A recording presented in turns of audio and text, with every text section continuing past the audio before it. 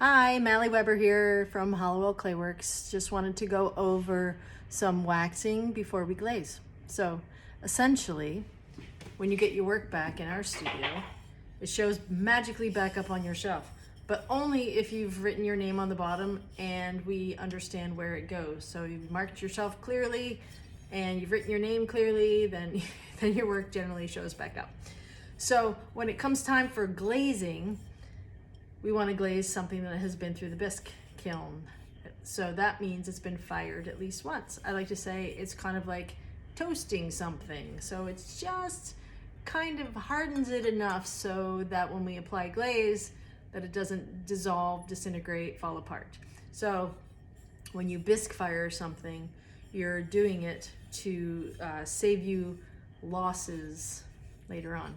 So you know how when I'm teaching you when you're throwing or when you're hand building, there's always a sense of like, well, you've got to let it go because there's a high rate of disaster, let's just say. Or, piles of learning also is another way to put it.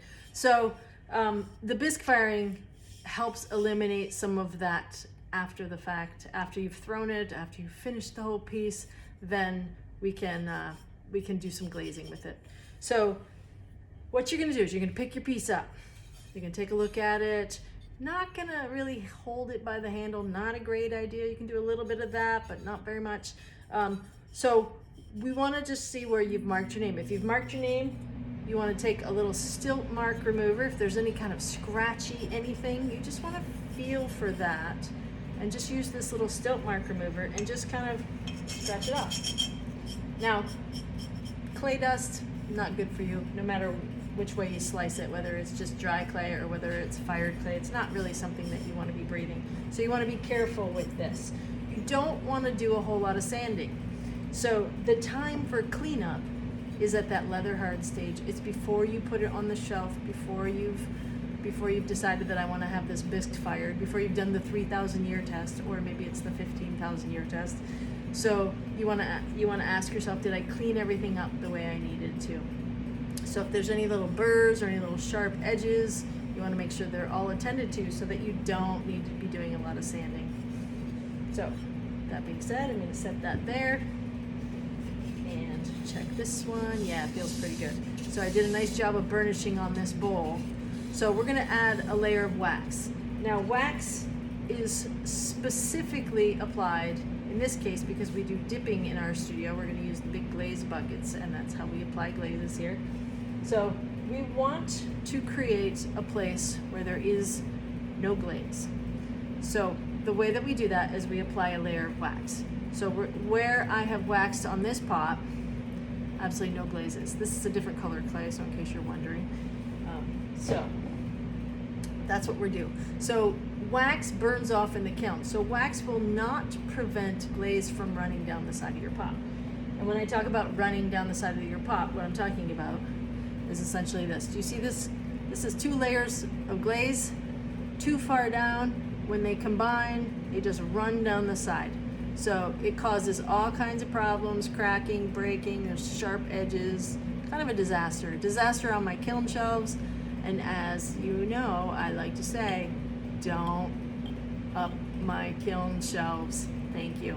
So this is all part of the process. So adding wax to it is the first step. So this is the wax resist. It's in a gelato jar. We're gonna take a little bit of that. We're gonna put it into a little cup, just a tiny little bit. We're gonna be very careful because wax, if you get it on your fingers, it'll stay on your fingers. It will get on your pot. You don't want it on your pot. So if you feel like you've gotten wax on your fingers, then you really want to go and wash your hands with warm water. I'm also going to use this sponge. Now, I've dampened this a little bit, so I've got a little water on it, so it's soft. It will absorb a little bit more of this wax. I feel like I need a whole lot, but I need just enough, and I need it to absorb a little bit. The other thing I do is I use one hand for waxing, the other hand for picking up the pots. And I don't combine the 2 of them because I'm gonna get wax on my right hand, just without a doubt. So I'll use my left hand to do all the handling. So when I do this, I'm going to take this little sponge, I'm just gonna stick it in there just a little tiny bit. Not the whole way, just a little tiny bit. And I knock the excess off of there. That way I don't have too much wax on my sponge. Now I'm gonna pick up my pot and I'm gonna just lightly coat straight up bottom of that. It doesn't need to be layered. You don't need 3 or 4 layers. It doesn't need to be thick. It just needs to kind of have a full coat. So the other thing I want to do is I want to do up about 1/4 of an inch on this pot. Now sometimes I create something that gives me a wax line. This sort of has a wax line, but I don't need to add any more wax to this. I've got plenty on there. The other thing I'm doing is I'm holding this sideways. So when I apply the wax, if I push a little too hard, this is going to drip and it's going to drip down. So I'm also not doing this over my other pots. I should probably have a piece of paper underneath me, and I think I will. I'll just move back a little. So I just added a little more wax because I got talking too much. Okay, so little tiny bit. I'm going to just push a little bit just along the edge.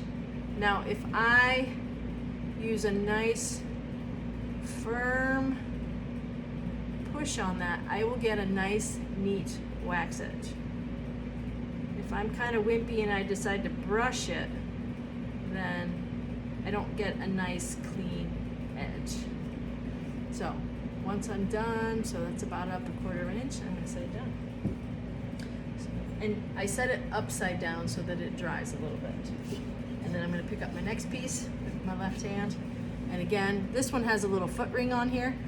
So I'm going to just go on the inside of that foot ring. I'm going to go up and around. Again, I'm not adding a lot of wax. Look at this move. See how I'm flipping it, spinning around? So I'm just being very careful that I don't get a lot of wax. So like I said, wax is only there to prevent during the application process. It does not do anything once it goes in the kiln. There are other ways to use wax too. So you can use wax so that you can make little decorative stuff. I'm looking for something that I've done that on and I don't have anything in front of me, but you can use wax to paint designs. If you do that, you're using like a darker clay, like this brown clay. If you use that, then you can make kind of neat designs on the side of something or polka dots or something. You can definitely do that. And that will prevent the wax, the glaze, from going on that spot. You don't want to necessarily do that on something inside if you want to use it for food. So because the clay body itself is not food safe, but the glaze is what makes it food safe. It's kind of that glossy finish. So you can use wax in that way. The other thing you can do with wax is you could paint a section. Like say I'll just pick this one up. Say I wanted to create maybe like a series of polka dots. I'm just gonna think of something simple. Polka dots. So I can paint glaze on this. I would want 3 layers of glaze because that's generally what works. And then I would let that glaze dry. And then I would take a brush and I could paint wax on top of that. So what that would do, say I wanted yellow polka dots on this, I would get the yellow polka dot and then I could dip this in the bucket, and that wax on top of the glaze would prevent the other glaze from attaching to it. So I would get that very clear yellow, and then maybe I wanted to do blue on the other side, and so then it wouldn't be a combination of the two. It would just be straight up yellow on that waxed circle spot and blue on the other sections. So I'm going to set this down. You're going to wax all your pots. You're going to think about waxing all your pots. And then I'll talk to you in a bit.